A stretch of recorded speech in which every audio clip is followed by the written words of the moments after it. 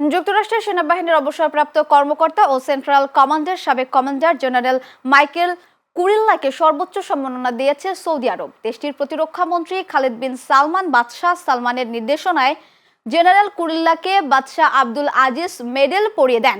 শুক্রবার এই তথ্য জানিয়েছে সংবাদ মাধ্যম আরব নিউজ। বাদশাহ আব্দুল আজিজ মেডেলকে সৌদির অন্যতম সর্বোচ্চ সামরিক ও বেসামরিক সম্মাননা হিসেবে বিবেচনা করা হয়। মাইকেল কুরিল্লা 2022 সালে সেন্ট্রাল কমান্ডে দায়িত্ব নেন। এরপর তার কমান্ডে মধ্যপ্রাচ্যের বিভিন্ন দেশে নির্বিচার হামলা হয়েছে। এতে আইএসএস এর যোদ্ধা সহ বেশ কিছু বেসামরিক মানুষ নিহত হয়েছেন। তিনি মুসলিমদের তৃতীয় পবিত্র স্থান আল আকসা মসজিদে দখলদার ইসরায়েলের আগ্রাসনকে সমর্থন দিয়েছিলেন। সেখানকার ফিলিস্তিনিদের উপর দমন নিপীড়ন চালাতে ইসরায়েলিদের গোয়েন্দা তথ্যও দিতেন তিনি।